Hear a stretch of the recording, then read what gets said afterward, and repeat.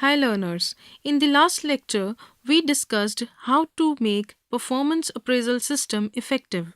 Today's lecture deal with the problems associated with the performance appraisal system. Performance appraisal focuses on performance and future potential of employees. It is to develop a rational basis for personal decisions, but it perceives certain problems that is explained as follows. Number one, errors in ratings. Performance appraisal might not be valid indicator of employees' performance because of the certain types of errors. These errors are number one, halo effect. It is the ability to rate an individual consistently high or low on his overall impression basis. The second one is stereotyping. It is formation of a mental picture of an individual on the basis of his age, caste, gender, or religion. The third one is central tendency. It implies assigning average rating to the employees in order to avoid commitment. Ratings are given around the midpoint. The last one is constant error. Here, the performance is either overrated or underrated. This error may be avoided by holding meetings so as to understand the requirement. The next problem associated with performance appraisal system is lack of reliability. Inconsistent use of standard measurement and lack of training may reduce the overall reliability of the employees on the appraisal system. The next problem associated with performance appraisal system is that the actual performance of the employee is not assessed.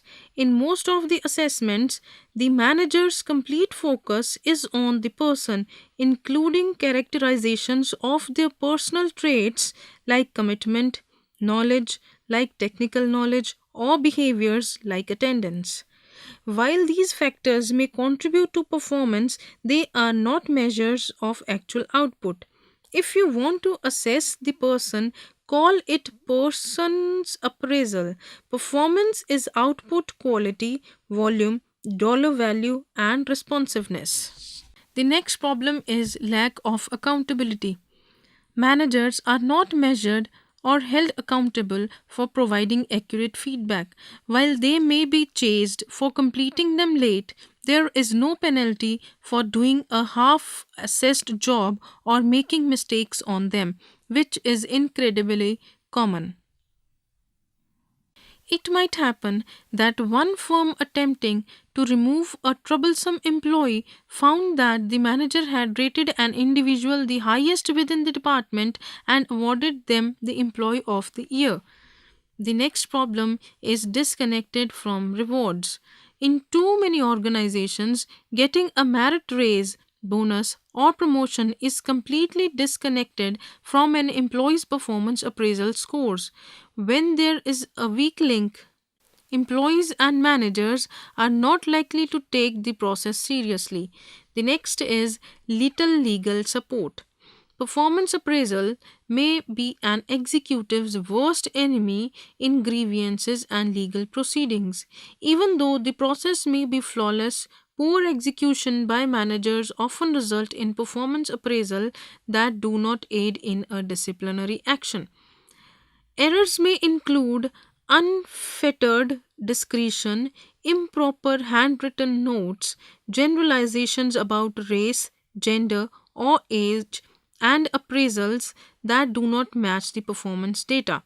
A study demonstrates that while Asians got the highest performance score, they somehow managed to get the lowest average pay raise.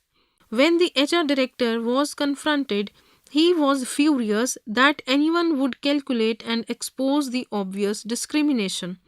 The next problem associated with performance appraisal system is assessments are kept secret.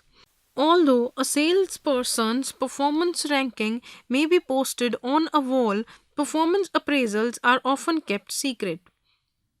The privacy concerns might allow managers to play favorites, to discriminate, and to be extremely subjective. Keeping ratings secret allows managers to avoid open conversations about equity. The next is inconsistent rating on the same form. It is not uncommon for managers to put one level, high, average, or low, of ratings in the Likert scale portion of the form, but another level of rating in the overall assessment box. The final narrative portion of the assessment may contain still another completely different level of assessment. The next is managers don't know the employees. Managers of large and global organizations, as well as newly hired and transferred in managers, may be forced to do the appraisals on employees they barely know. Recently promoted managers may be forced to assess their former friends and colleagues. Following a merger, managers are likely to be confused about whether to focus on the whole year or just post merger work. The next problem is that performance appraisal system is a time consuming process. Most of the forms are incredibly long and time consuming. As a result, some managers routinely recycle last year's evaluations. If HR is required to sit in on the sessions, the amount of wasted time increases significantly. The next problem is one way process. In most of the cases, employees also have no input into the factors that they are assessed on, how often they are assessed, and what type of feedback they can receive. It is unfortunately even rare for a process manager to routinely survey their users for suggestions and how to improve it. The next problem is incompetence. Performance may not be evaluated accurately due to lack of efficient knowledge and experience of the evaluator. The next is negative approach. Performance appraisal loses its value when management focuses more on punishments and penalties rather than employee development. The next problem associated with performance appraisal system is resistance. The process may resist on grounds of discrimination, interpersonal relations, and industrial relations among its members. The next problem is multiple objectives of the performance appraisal system. Raters may be confused due to many objectives or unclear objectives in the performance appraisal system. The next problem is lack of knowledge. The employer might not be trained and experienced enough to make appropriate appraisal while rating the performance appraisal of the employees. So, this was all about the suggestive proportions for making performance appraisal system more effective, though there are certain problems which hamper the successful completion of performance appraisals. It could be overcome by bringing the constructive changes in system by providing them appropriate guidance, coaching training wherever necessary. That's all for the lecture. Thank you.